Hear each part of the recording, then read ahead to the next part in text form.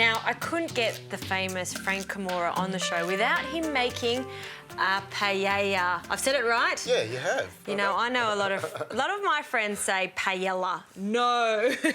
Double L is Y. Double L is Y. And this is your party paella, isn't it? It is, yeah. So, I mean, paella is a great way to feed a lot of people. Yeah, and this is a basic small one you might do for a family, but, you know, you can expand this up to, 15, 16 people, depending on the size of your pan. So, we're going to pop some olive oil in the pan here for us. I'll do that for you. So, what goes into the pan first? Pop our calamari in. We're going to seal this off firstly. So, what we're starting with is what's called a sofrito, which is, you know, it's the same word in Italian cuisine, but in Spanish cuisine, it's influenced more by the New World. So we've got tomato, peppers and green peppers as well. And we just start off by the calamari. We're using the calamari, so we want to brown it off. You know, get that colour into the base of the pan really, really nicely. That is flavour, isn't it? You're scratching the base of it.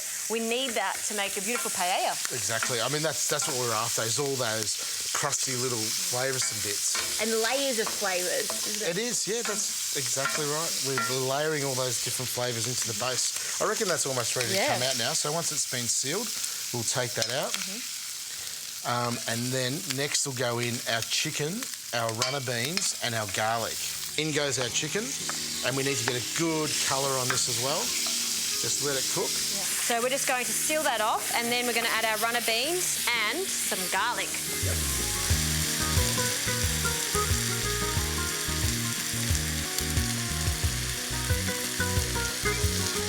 Fantastic. Do you want to pop the onions and the bay leaves in now? So beautifully diced onion, fresh bay leaves. So we're going to give that 5 to 10 minutes to sweat down and soften.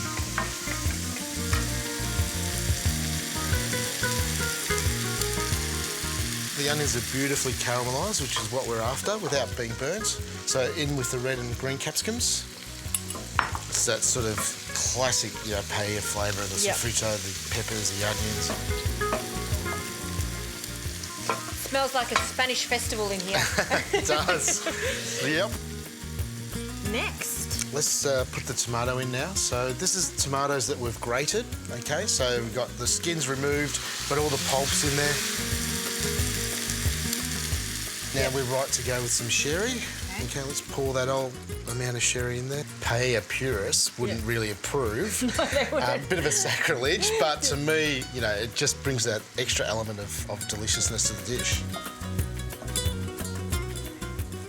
Right, this looks like just concentrated flavour in the pan now, really, doesn't it? I mean, it's basically the reason why we can just add water now rather than a fish stock. We're putting in about 1.3 litres, and we're going to bring that up to the simmer. So we're right to put the calamari in. Okay, and all of its juices. All of it, don't waste any of it. Now we're going to toast a little bit of saffron. A good pinch of saffron. We got such a special ingredient there, quite an expensive ingredient, so we want to make the most out of it. So we're going to put a little bit of the stock from the paella in there, so we're trying to gather all that beautiful flavour and the colour. And that's what we're trying to, make sure we get the best value out of it. Pop it into the... Yum. So now for the rice. Yeah, well, actually, this point now, we don't even need to cook it straight away. We could put this aside. If we had a dinner party and you're waiting for your friends, you could get it ready at this stage. And then, when they arrive and you want to serve it in half an hour, pop the rice in. So such a great idea. Yeah, so I'm going to sprinkle all the rice in nice and evenly. OK, so as I was saying before, we don't stir. No stirring. No, but you can shake. You can shake the pan, that's the other nice little trick. So you give that, just so it moves around evenly, so give the paella a good shake. Yeah, because you do want it to stick on the base there. That's the key to a great paella, absolutely. From the point that we add the rice, how long does it take to cook? The rice is going to take about 20 minutes or so to cook to, it's still a little bit firm, but then it's good to leave it aside and just cover it and let it rest before you serve it. Beautiful.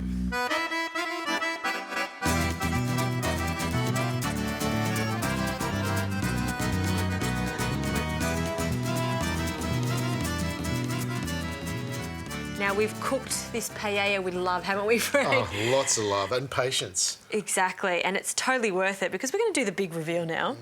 Ta-da!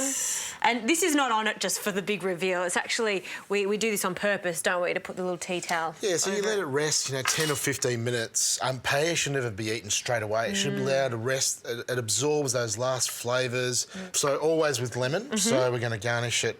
So a good seafood paella is always served with lemon. Do you know this is how they eat it in Spain, out of the pan? Yeah? Traditionally, yeah.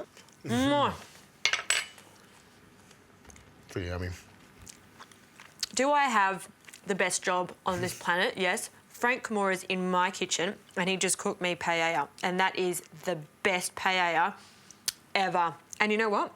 You can do it at home. It's in all these books. It is so good, and I've learnt so many tips from you. Thank you so much. Delicious paella.